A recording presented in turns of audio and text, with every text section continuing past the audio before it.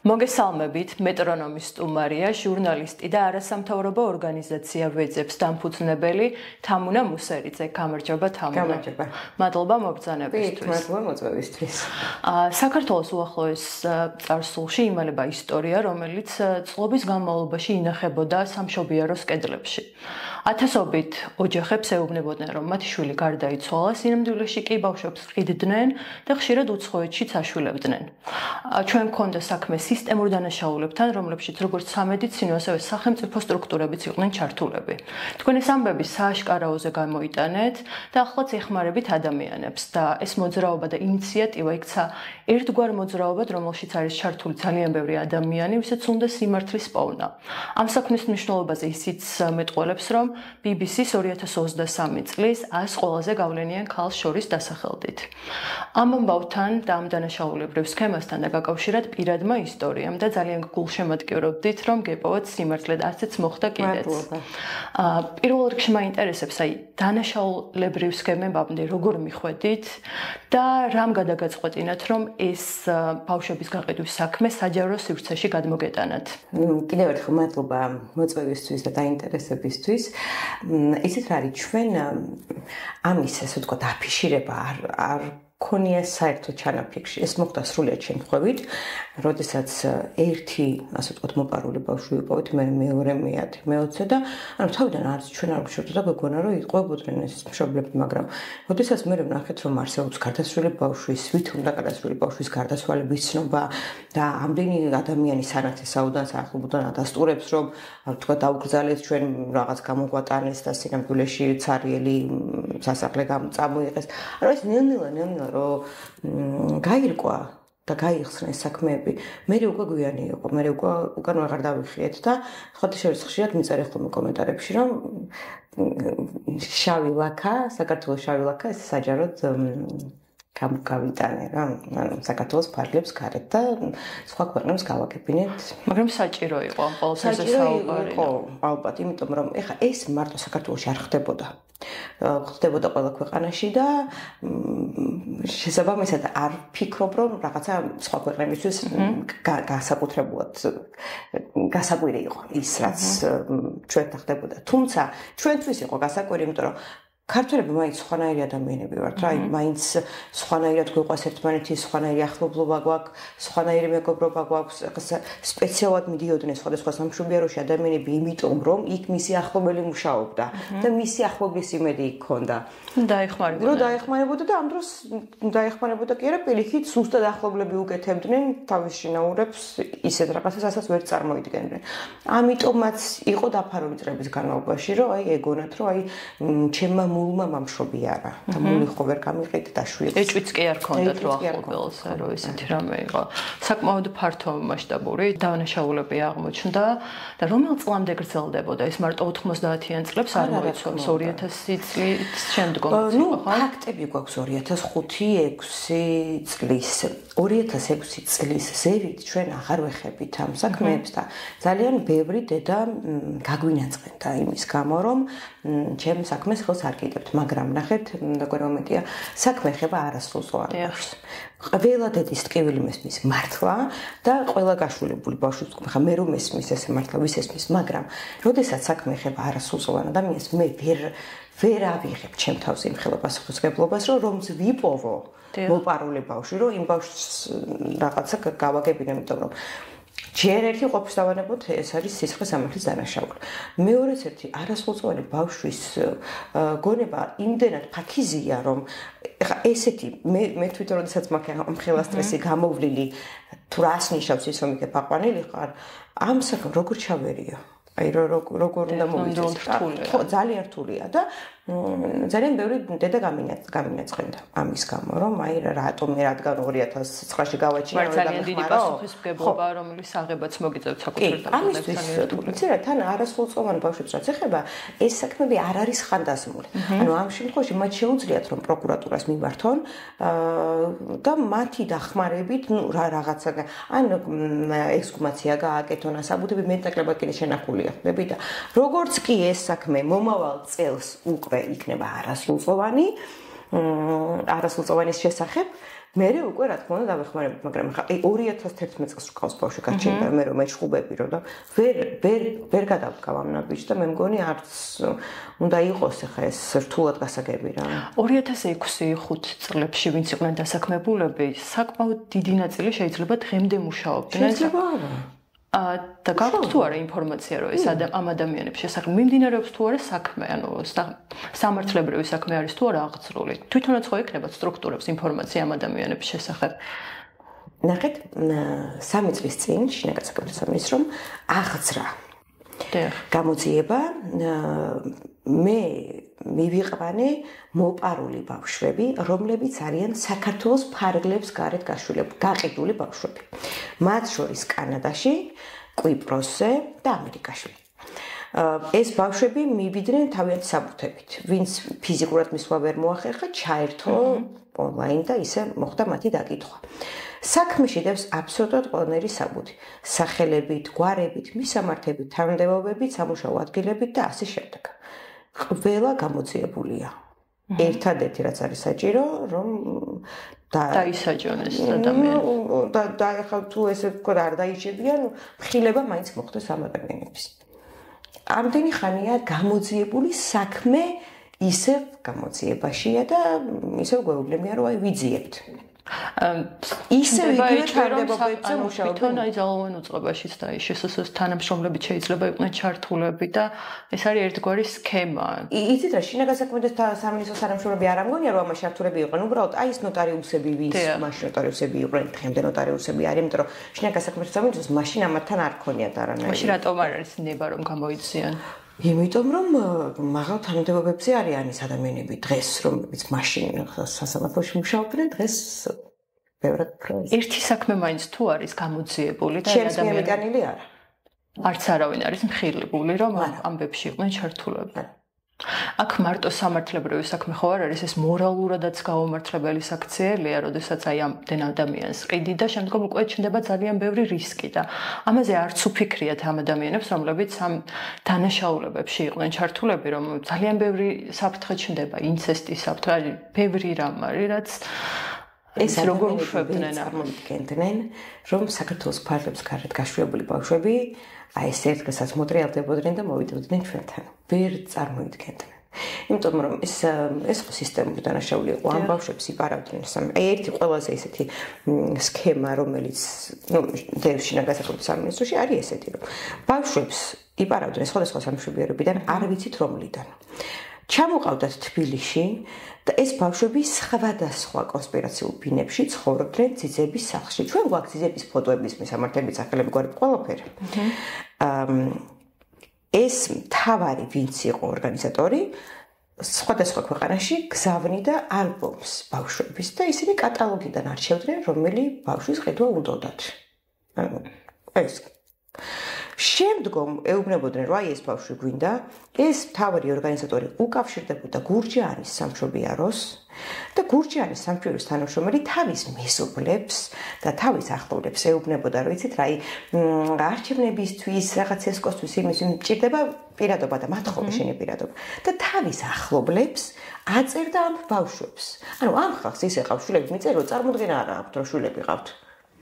შემდგომ ეს საბუთები გურჯაანის სამშობლოებიდან მოდიოდა თბილისში, თითქოს და ეს ბავშვები ყველა გურჯაანის სამშობლოში დაიბადნენ და მერე აქ ხდებოდა ტარდებოდა სასამართლო თითქოს და ვითომ ამ სასამართლოში ამყვანი და ბიოლოგიური მშობელი ერთმანეთს ხვდებოდნენ, მაგრამ ჩვენ ხო გვაქვს ამ ამყვან მშობლებთან ურთიერთობა, რომლებიც ძალიან ეხმარებიან შვილებს მოძებნაში. ეს საქართველოს ფარგლებს გარეთ ხდება, ხო და აქ იშვიათად ეხმარებიან მშობლებს შვილებს. ინფორმაციასაც იშვიათად აწვდიან.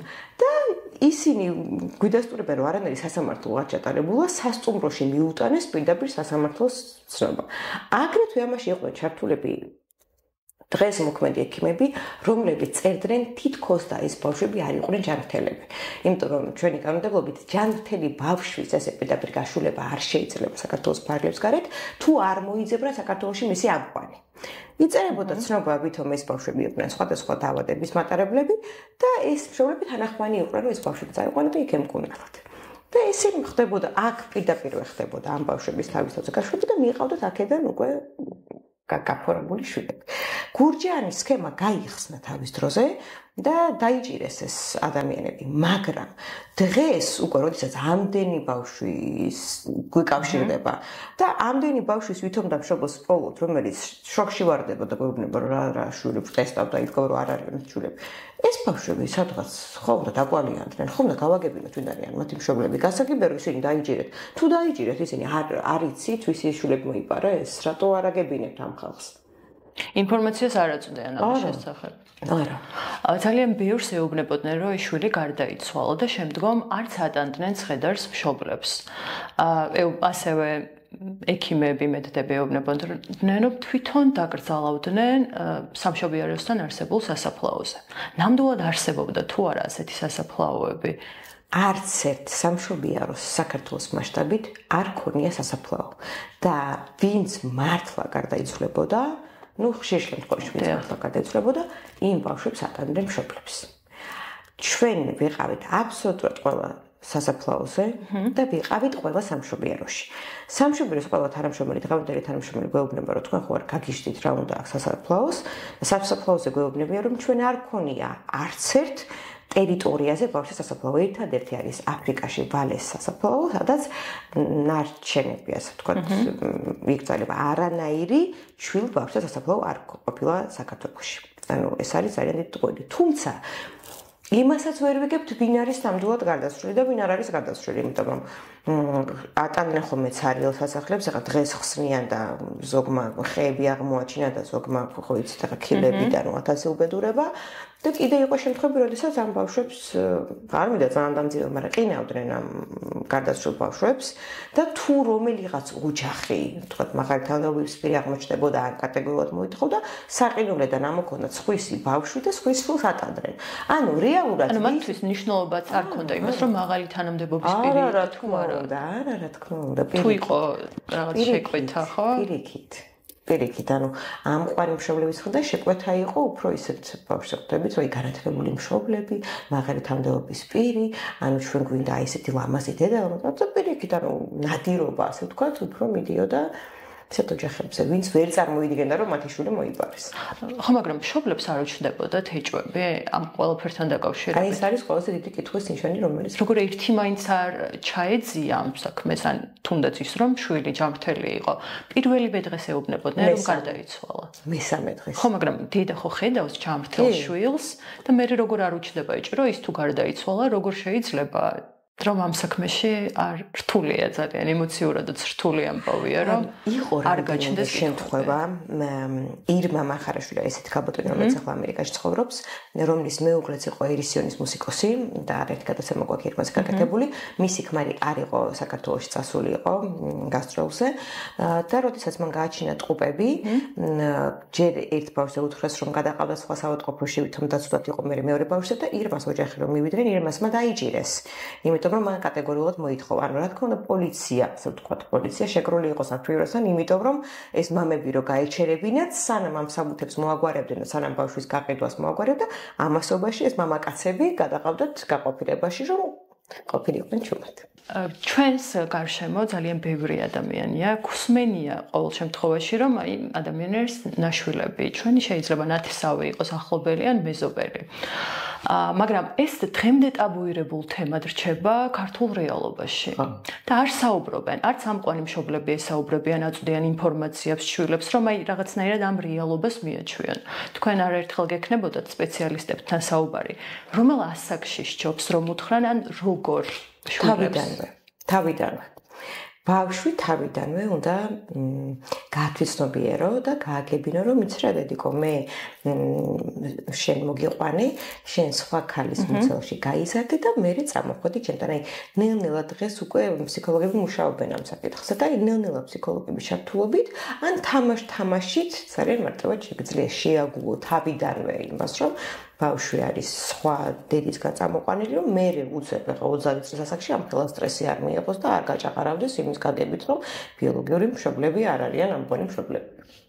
ნამდვილად გენეტიკურ ტესტს რა მნიშვნელობა აქვს? თქვენ ხშირად საუბრობთ ხოლმე ამ თემაზე და აი თუნდაც შეიძლება მე კონკრეტულად ეჭვი არ მქონდეს, მაგრამ შეიძლება დავეხმარო ჩემს ახლობელს, ჩემს ნათესავს, რომელიც ეძებს თავის ბიოლოგიურ მშობლებს და ამ ტესტს რა მნიშვნელობა აქვს? მე მგონი თქვენს შემთხვევაშიც ნათესავმა რომ გაიკეთა, იმენ დაგაკავშირათ ბიოლოგიურ მშობლებთან, ხო? გენეტიკური ტესტის შესახებ მე საერთოდ წარმოდგენა მქონდა და ნუ კი კოშკელიშვილმა ამერიკაში გავიკეთე ეს ტესტი და გაიკეთე. მითქრებს ნოლაპარაკება ეს გოგო რა სისურელებს ლაპარაკობს ახლა გენეტ. ანუ არ მჯეროდა და 2 წელი არ ვიკეთებდი და ნუ არ მომასვენა სანამ არ მაყედინა გენეტიკური ტესტი. თავიდან რომ გავიკეთე, ამოვიდა ერთი ნათესავი ცოტა შორეული, რომელიც აგრეთვე გაშორებული იყო და ვეირაფრით დავეხმარეთ ერთმანეთს. და 3 წლის მერე სრულიად შემთხვევით ჩემმა ბიძაშვილმა უბრალოდ ინტერესის გამო, აინტერესება წინაპრები, წარმომავლობა, გენეტიკური დაავადებები და ასე შემდეგ, გაიკეთა ამერიკაში. ნია რო არ გამოჩენილიყო შემთხვევაში, მე არ ვიცი რა მიშველებოდა. თან ეს გენეტიკური ტესტი იმხელა საქმეს აკეთებს, აი ახლა საგან რომ საუბრობ ბიოლოგიურ ოჯახსობებზე. ქალმა გაიკეთა გენეტიკური ტესტი. ამ გენეტიკურ ტესტში იპოვა ნახევარ-ძმა, რომელსაც აგრეთვე გენეტიკური ტესტია გაკეთებული. ამ ორივე ადამიანის საბუთები იმდენად სუფთაა, რომ არც ეს არ უჩნევს ბიოლოგიური ოჯახი, მაგრამ ამ ნახევარ-და-ძმამ იპოვა ბიძაშვილი, რომელიც არის ამერიკაში გაშვილებული და ეს ბიძაშვილი აღმოჩნდა ოფიციალურად გაშვილებული და ბიძაშვილს აქვს თავის საბუთები. ანუ აი ამ გოგოს პოვნით, ამ და-ძმამ იპოვა თავისი ბიოლოგიური ოჯახი. ანუ ძალიან დიდი მნიშვნელობა აქვს ამ გენეტიკურ ტესტს და ყველაზე მეტად მტკივა, აი მართლა მტკივა, როდესაც დედები ამბობენ, რომ ნუ ხა ჩემს შულს უკეთებული არ აქვს, მე რატო უნდა გავიკეთო? ვაი და არ გაიკეთოს. კაცო, შენი გააკეთე და შენ შულს გაუყვალე გზა შეიძლება დღეს არ აქვს მას გაკეთებული, მაგრამ 10 წლის მერე, 20 წლის მერე რომ გაიკეთოს, ავტომატურად მოხდება დაკავშირება. ინახება ეს ინფორმაცია. ეს მონაცემი, ანუ ამ ტესტებს ვიწერთ ამერიკიდან, მონაცემი ინახება 500 წლის განმავლობაში და 500 ნუ გასაგებია რომ ამდენი წელი მერე ვიცოცხლებ, მაგრამ აი 50 წლის მერე რომ გაიკეთოს მისმა შვილმა და შვილიშვილმა ავტომატურად მოხდება მათ დაკავშირება. ძალიან მნიშვნელოვანია. გარდა ამისა, ეხლა 200 ლარი არ არის ისეთ თანხად შულს რო ეძებ რომ ვერ გადაიხადო, ანუ არ არის მართლა ან თუნდაც რო ვიცოდეთ რომ ჩვენს ახლობელს შეიძლება დავეხმაროთ ამით რომ გქონდეს ეჭვი ან თვითონ გქონდეს ეჭვი, შეიძლება ჩვენგან იპოვოს. ერთი ადამიანის მიერ გაკეთებულ გენეტიკურ ტესტს 8 ადამიანის გაყვანა შეუძლია სწორ კვალზე. ანუ ნახეთ ბებია ბაბუის მშობლები, კიდე აქ ბებია ბაბუის მშობლები, მათ შეიძლება სადღაც ახლა შეიძლება საერთოდ არ გქონდეთ თქვენ ინფორმაცია, რომ თქვა დიდი ბებიის ძმის შვილთაშვილი არის მოპარული. მაგრამ მეთქო რომ გაიკეთოთ ეს ტესტი და მას რასაც რომ გქონდეს გაკეთებული, დაეხმარებით ბიოლოგიური ოჯახის მოძიებაში. ეს არის აი რა ვიცი, საშვილი შუა საქმე შეიძლება ვიღაც გქონდეს, აი რატომ უნდა გავიკეთო ახლა მე ტესტი რა მნიშვნელობა, მაგრამ იმხელა მადლია ბიოლოგიური მშობლების კვალზე გაყვანა, რომ აი ძალიან დიდ სიხარულს აინჯებ ამ დროს ადამიანს. დღემდე არსებობს თუ არა სტიგმა საზოგადოებაში აი ამ თემებთან დაკავშირებით და რა სირთულეს აწყდებით? მე მგონია უკვე გაშვილებული ბავშვების მხრიდან აღარ არის ეს სტიგმა და რაღაცა ტრენდი გახდა, რომ TikTok-ზე რო შევდე, რომ სულ ნიშნავენ, რომ აი სამუნო დაეხმარა ყველა პატარ-პატარა ვიდეოებს წერენ. აქტიურად დაიწყეს საუბარი და ეს ეხმარებათ კიდევაც სხვებს, რომ საჯაროდ გამოიტანონ თავი ერთი ამბავი. თუმცა ამ ყვანი მშობლების მხრიდან მაინც იგივე მდგომარეობაა და მაინც არ შეცვლილა. პრობლემებს უქმნიან ხშირად შვილს რომ მოყვან. ყველაზე აყენებენ ხშირ შემთხვევაში. არ რეუბნებიან. ეს ეგოიზმის მომენტია ნამდვილად, რომ არ უნდათ, მაგრამ ეგ ხო ყველას თავისი მნიშვნელობა აქვს, არ შეცვლის ალბათ სიყვარულს, დამოკიდებულებას ამ ყვანი მშობლების მიმართ და რატომ არის რომ თავის შვილს ყველაზე კარგს მხოლოდ ამას გაუკეთებ. რა უნდა მოხდეს ახლა ჩემს ცხოვრებაში, რომ აი დედაჩემი გადავხაზო და მეორე ადგილას გადავანაცვლო და ბიოლოგიური მშობელი გახდე ჩემთვის პირველი. ანუ რა უნდა მოხდეს? თუ შენ შვილს სწორად აღზრდი და თუ ჩადებ შენ შვილში სიყვარულს, ის სიყვარული გაღვივდება აუცილებლად და საბოლოოდ მიიღებ ნაყოფს. არც ერთი შვილი არ წავა ბიოლოგიურ მშობელთან. არც ერთი. ფაქტებიც არ მახსენდება, როდესაც აი თუ იპოვეს ბიოლოგიური მშობლები, აქვთ კომუნიკაცია, მაგრამ არავინ წასულა მათთან. ყოფილა ეგეთი შემთხვევა? ერთი შემთხვევა მქონდა ქუთაისში. ოღონდ ისიც ნუ ჯერ დასადგენია მართლა ბიოლოგიური მშობელი იპოვა თუ არა. მაგრამ ნუ ხო აი უმადურობის ხო, მაგრამ ეგ ძალიან იშვიათად ერთეული შემთხვევები შეიძლება იყოს მხოლოდ 3 მილიონში 1. მაგრამ ეს ახლა არა მშობა რომ სარეპოვა ბიოლოგიური ოჯახი ამ გოგოს ის გოგო მაინც ავიდოდა. ხდებით აი ანუ აქ არ არის პრობლემა იმაში რომ ბიოლოგიური მშობლები იპოვო. არა, ანუ ხო ხედავს ახლა მშობელი ხო ატყობს თავის შვილის გამკეთებელია. რამდენი შვილის გინდა იმდენია რომ თვითონ ახლა ცხოვრობს სადღაც ვაკეში ფეხი ფეხზე გადადებული და მშობელი ჩაბარებული ყავს მოხუც თავშესაფარში და არც აკითხავს. საერთაშორისო ბიოლოგიურია თუ ამყვარი. როდესაც მაგალითად არ აქვს ადამიანს იჭვი, რომ შეიძლება თავისი შვილი გაყიდულია და უბრალოდ თulis რომ გარდაიცვალა. აი ასეთ მომენტში რას მოუწოდებდით, ანუ რას ეტყოდით მათ, როგორ უნდა მიხვდნენ, ანუ პირველი რა იჭვი უნდა გაუჩნდეთ, აი რასთან დაკავშირებით უნდა გაუჩნდეთ იჭვი, რომ შეიძლება მათი შვილი იყოს გარდაცვლილი. რას უნდა მიაქციონ ყურადღება, რომ გარდაცვლილი, როდესაც გონიათ ბავშვი, შეიძლება იყოს გაყიდული. ხო, მაგრამ ეჭვში ჩაგდება კარგია. ხო, მე შეიძლება იმედი გაჩნდეს და აღმოჩნდეს, რომ ნამდვილად გარდაცვლილია. ყველას ხო ვერ უპოულობთ. და ჩვენ შემთხვევაში რა ცუდი რაც დაგვემართა და მართლა ცუდი რაც დაგვემართა არის ის, რომ ვისაც მართლა გადასრულდა ბავშვი, იმათ ჩაუსახეთ იმედი იმისი, რომ ბავშვი არის ცოცხალი. აი მაგალითად არის ოსტებიც მხდებოდა, როდესაც იწებდნენ შვილებს. არის კატეგორია, როდესაც თქო სახში ყავდათ ბავშვი 9 თვე და ბავშვი გახდა ცუდად, გადაიყვარა საავადმყოფოში და 9 თვის ბავშვი შემდგომ გარდაიცვალა. ამ შემთხვევაშიც აქვს იმედი, რომ ეს ბავშვი არის შეცვლილი. საკმაოდ რთულია და საერთოდ ამიტომ აქ სწორი საქციელი მე მგონი არ არსებობს როგორ უნდა თუ მესამე დღეს გითხრას რომ ბავშვი გარდაიცვალა, კონკრეტულად მესამე დღეს ბავშვს არაფერი ჭირდა და მესამე დღეს აი ეს გამოგიცხადეს, მესამე დღე რაღაც არ ვიცით, ვერ ამოხსენით ეს. ყველას ესე ეუბნებოდნენ? აი 99% არის მესამე დღეს. რატომ ხდებოდა ამ მესამე დღეს არ ვიცი. ამ საბუთების მოგვარება სხვა სჭირდებოდა დრო და ამისთვის. ხო, აი არ ვიცი. ან შეიძლება ბავშვს აკვირდებოდნენ რომ მესამე დღე რაღაცა გადალახავდა. ამ ყვან მშობლებსაც ხო არ აჩვენებდნენ რომ ის რამდენად თუნდაც. აი სხვათა შორის ნახეთ, ეხლა ყველა დეტალურად ყვება ყველა დედა რომ ოთახში შემოვიდა ქალი ან მამაკაცი, რომელსაც მოხვეული ქონდა ექიმის ხალათი და მეკითხებოდა, ანუ ეკითხებოდნენ გენეტიკურ დაავადებებს, წარმომავლობას, განათლებას და ასე შემდეგ. ეს რა თქმა უნდა უკვე საეჭვოა, იმიტომ რომ არც ეს ამ შემთხვევაში არ ეკითხებიან. თუმცა რო ამბობენ რომ ამყვანი მშობელი იყო შემოსული, არც ერთი ამყვანი მშობელი შესული არ ყოფილა. ყველა უშვებდა თავის ახლობელს. პირდაპირ კავშირი არ ჰქონდათ. არა, რომ იმას არ დამახსოვრებოდა. ბიოლოგიურს რომ არ დამახსოვრებოდა, ვინც იყო შესული. ჩემ შემთხვევაში ეს იყო და ჩემი საერთოდ არ არის სამშობლოში დამყოფი. საერთოდ. დედა ჩემი გარეთით გამაქანით და ჩემები სხვა ადამიანები ეს სამფერხო. თქვენ როგორც ჟურნალისტელი წამყვანს ძალიან კარგად გიცნობდნენ, მაგრამ ამ ბოლო პერიოდში, ბოლო წლების განმავლობაში სრულიად სხვა კუთხით გაგიცნოთ საზოგადოებამ და იმ ადამიანებს, ვინც არიან ახლა ცებნის პროცესში, მინდა მიმართოთ, როგორ უნდა დაგიკავშირდნენ და თქვენ როგორ დაეხმარებით მათ. პირველ რიგში, ვინც ბიოლოგიურ მშობელს ეძებს, პირველ რიგში სანამ დამიკავშირდება, სულ ხოლმე რომ მივიდნენ ტრაფიკინგის სააგენტოში, საბურთალოზე 109 ნომერში და მან დაწეროთ განცხადება და გამოითხოვონ პირვანდელი სააქტო ჩანაწერი სამონაწერი, ანუ პირვანდელი სახელი და გვარი, რომ გავიგოთ ეს ბავშვები ოფიციალურად არიან გაშულებულები თუ არა. შემდგომ უკვე მწერენ მე Facebook-ზე ან ჩვენ ჯგუფში, Facebook-ში წერენ საკუთარ ისტორიას და მე ჩვენ გავაკეთეთ ბაზა და ვინც იმ წელს მშობი არა, იმ ქალბატონებს ვეძებთ და იმ ქალბატონებს ვაკავშირებთ, კაცები არ ეძებენ. ეს ხო ისეთ ფენომენია, მეც როდესაც ვაკვირდები ხოლმე ჩვენ ხშირად ვანიუსებდით ამ თემებთან დაკავშირებით ინფორმაციებს და ყოველთვის მხდებოდა ქალების პოსტები, რომ ეძებენ შვილს და არც ერთი ყოფილა შეიძლება არსებობს 3-4. მაგრამ იმდენად გამონაკლისია, რომ თითქმის შეიძლება ითქვას, რომ არ ეძებენ და რატომ? არ ვიცი. იცი რა შეიძლება ცოტა ის სიამაყის მომენტი აქვს, რომ ვერ მოახერხეს ოჯახის დაცვა.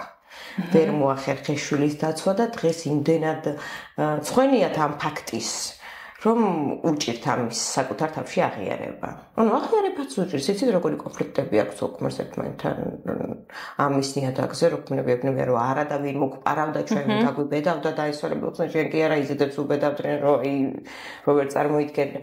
კაცები არ ეძებენ. საკმაოდ მაგრამ შვილები ძალიან ცოტა ეძებენ ბიჭები. რატომ? ალბათ მაინც ბიჭებზე უფრო მოქმედებს ეს საზოგადოებაში არსებული სტერეოტიპები. ალბათ, ხო. ცოლები ეძებენ. დიახ. ცოლები. იმიტომ რომ ისინი რაღაც რისკებს ხედავენ შვილებთან. ცხვენიათ ფოტოებს, ანონიმურად ეძებენ კი, მაგრამ ძალიან ცოტა. ძალიან ანონიმურად დებენ პოსტებს, როდესაც ტესტს იკეთებენ, სახელს და გვარს არ წერენ, რომ ამ ტესტში შეგიძლია რომ ინიციალები ჩაწერო. სახელს და გვარს არ წერენ, ვინმე არ მიცნოს, ვინმე არ ამოვიდეს, რაღაცა მაინც ეს ვერ გადავახეს. მგონი თანდათან, როდესაც საზოგადოებაში შეიცვლება დამოკიდებულება, უფრო აქტიურად და საჯაროდ დაიწყებენ ამ თემებზე საუბარს.